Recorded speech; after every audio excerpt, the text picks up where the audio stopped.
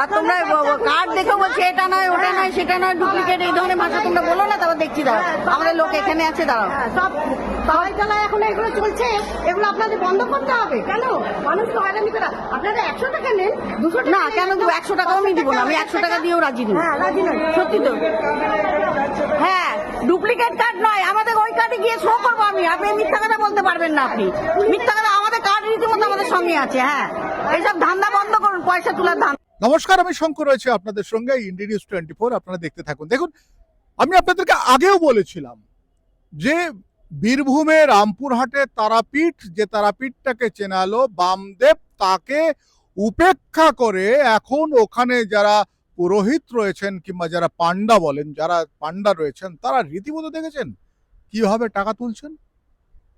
বৃদ্ধ বৃদ্ধারা তারা বলছেন 100 টাকা নিন, না 500 টাকা 1000 টাকার নিচে চলে না, মাকে দর্শন করতে দেওয়া হয় না। ভাবুন তো এদের এই ক্ষমতা আসে কোথা থেকে? যদি মা অর্থাৎ মা তারা কিংবা মা কালী তিনি যদি বিশ্বজনীন হন, মা কালী যদি বিশ্বজনীন হন, তার তিনি যদি সবাইয়ের হয়ে থাকেন, তাহলে এরা কি করে বিগ্রহটাকে ওইভাবে টাকার বিনিময়ে ঘরের মধ্যে আটকে রেখে দেয়? এটা তো বারবার ধরে প্রশ্ন উঠেছে, এই প্রশ্ন বারবার ধরে করা হয়েছে, করার পরও এখনো পর্যন্ত কিন্তু দেখা গেছে যে কোনো পরিবর্তন নেই। যেখানে টাকা ঢোকে না, সেখানে যখন টাকা ঢোকে মানুষের কাছে, তখন সব পাওয়ার গুলো এক হয়ে যায়। সেই রকমই বোধহয় এখানে অর্থাৎ তারাপীঠের মতো জায়গায় গেলে লক্ষ লক্ষ টাকা, মানে একটা সাধারণ মানুষ গেলে, যদি আপনি সাধারণভাবেও যান, একেবারে পুরোহিতের যেটা প্রণামী থেকে আরম্ভ করে কিংবা দক্ষিণা থেকে আরম্ভ করে সমস্ত কিছু দিয়ে যদি ওখান থেকে বেরোতে চান, পার হেড অন্তত কয়েকশো টাকা লাগে। আর একটু যদি ভালোভাবে গিয়ে থাকতে চান, পুজো দিতে চান, যদি ভাবেন যাবে মায়ের সামনাসামনি চলে যাব, জানি না মায়ের একবারে সামনে গেলে কি লাভ হয় টাকা দিয়ে, তবুও পর্যন্ত তাদের হাজার হাজার টাকা খরচা। অনেকেই বলছিলেন। এবং আপনারা যেটা জানেন যে মন্দিরে ঢুকলে শ্মশানে ঢুকলে, তারাপীঠ শ্মশানে ঢুকলে ডান দিকে যে মায়ের দুটি চরণ রয়েছে, যেখানে নাকি বামদেব যেখানে বসে তিনি সিদ্ধি লাভ করেছিলেন, যে দুটো চরণকে আরাধনা করে তিনি সেখানে সিদ্ধি লাভ করেছিলেন, সেই চরণ দুটিতে গেলেও সেখানেও ভিআইপি লাইন রয়েছে। 100 টাকা দিতে হয়। 100 টাকা দিলে যারা লাইন দিয়ে অনেকক্ষণ ধরে দাঁড়িয়ে আছে, তাদের সেই লাইনে যেতে হবে না। বাঁ দিক দিয়ে ঢুকে 100 টাকার বিনিময়ে আপনি ইচ্ছে মতো করে চরণে হাত দিন, স্পর্শ করুন, চলে আসুন। এটা চলছে। এটাকে কি বলে? অনাচার বলে নয়, এটাকে অনাচার বলে। এই অনাচার যদি ব্রাহ্মণ কিংবা ওখানকার লোকজনেরা করে, এবং কেউ কেউ বলে যাদের পালি রয়েছে তারা করে, তাহলে তো মানে বড় ভয়ানক বিষয়। যেমন আপনাদের আবার একবার দেখিয়ে নি কিভাবে অনুরোধ করছেন মহিলারা, বৃদ্ধা মহিলারা অনুরোধ করছেন যে অল্প পয়সার বিনিময়ে তারা ঢুকতে চান।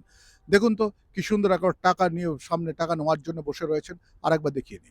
এটা নয় ওটা নয় সেটা নয় ডুপ্লিকেট এই ধরনের ভাষা তোমরা বলো না, তারপর দেখছি দাঁড়াও আমাদের লোক এখানে আছে দাঁড়াও। সব সবাই তলায় এখন এগুলো চলছে, এগুলো আপনাদের বন্ধ করতে হবে। কেন মানুষ তো হয়রানি করা? আপনারা 100 টাকা নেন, 200 টাকা না কেন 100 টাকাও আমি দিব না, আমি 100 টাকা দিয়েও রাজি নই। হ্যাঁ, রাজি নয়। সত্যি তো, হ্যাঁ ডুপ্লিকেট কার্ড নয়, আমাদের ওই কার্ডে গিয়ে শো করবো আমি। আপনি মিথ্যা কথা বলতে পারবেন না, আপনি মিথ্যা কথা আমাদের বন্ধ হওয়া উচিত। এই ধরনের অনাচার বন্ধ হওয়া উচিত। তারাপীঠের মতো একটা বিখ্যাত জায়গা, যেখানে প্রত্যেকটা মানুষ ভগবানের আশীর্বাদ পেতে যান, সেখানে গিয়ে যদি এই ধরনের একটা অনাচারের মধ্যে পড়তে হয়, তাহলে মানুষ যাবেন কোথায়? সাধারণ মানুষ যাবেন কোথায়? কারণ কোনো মানুষ বস্তু মানুষের কাছে সেখানে গিয়ে কোনো সুরাহা যখন না পায়, যখন নিজেরা বাঁচার পথ না পায়, নিজেরা যখন বিপদে থাকেন, জীবনে যখন আরতি করেন মানুষ, সেই সময়ে তিনি আরতি করতে চলে যান ভগবানের মন্দিরে, অর্থাৎ দেবালয়ে যান। সেই দেবালয়ে তিনি যখন যান, তাকে দেবালয়ে ঢুকতে বাধা দেওয়া, মানে এটা তো অন্যায়, এটা পাপ করছেন তারা। এই অন্যায় পাপ করছেন যারা, কেন করছেন দিনের পর দিন, কেন বাধা দিচ্ছেন? তাদের কে বাধা দিতে বলেছে? সিস্টেমটা সাজান অন্যভাবে। আবার বলছি, মন্দিরে ঢোকার জায়গাটা প্রশস্ত করুন, কারণ ওটা কোনো ভগবান বানিয়ে দেয়নি। আবার মনে রাখুন, মন্দিরের দ্বার কোনো ভগবান বানিয়ে দেয়নি। এক সময় লোক কম আসতো, তার জন্য কিন্তু এটাতে হয়ে যেত। এখন প্রচুর মানুষ, লক্ষ লক্ষ মানুষ আসে প্রত্যেককে দেখতে দেওয়ার জন্য। একই লাইনে প্রত্যেকে দেখবে, ঢুকবে, চলে যাবে, মাকে প্রণাম করবে, মা তারাকে সামনে থেকে প্রণাম করবে, চলে যাবে। আপনারা আটকানোর কে? আর এছাড়াও আপনারা বোধহয় আমার সঙ্গে সহমত হবেন কিনা জানি না, মন্দিরের ভেতরে যখন কেউ ঢোকে, কোনো ভক্ত ঢোকে, তখন দেখেছেন যারা লম্বা শুধু বিনা পয়সায় লাইনে যান, তাদের সঙ্গে গরু ছাগলের মতো তাদের শরীর স্পর্শ করা হয়। যারা পান্ডারা রয়েছেন তাদের শরীর স্পর্শ করে গরু ছাগলের মতো, ধাক্কা মারে, মহিলাদেরও যেভাবে ধাক্কা মারে, দেখবেন এটাকে কোনো ভদ্রতা বলা চলে না। আপনারা প্রত্যেকেই দেখেছেন, দেখবেন। আবার আপনাদেরকে বলছি, এটা নিয়ে একটা প্রতিবাদ হওয়া উচিত। এই ভিডিওটা যিনি করেছেন তাকে কিন্তু আমি আবার বলছি, খুব ভালো করেছেন, প্রতিবাদ হওয়া উচিত।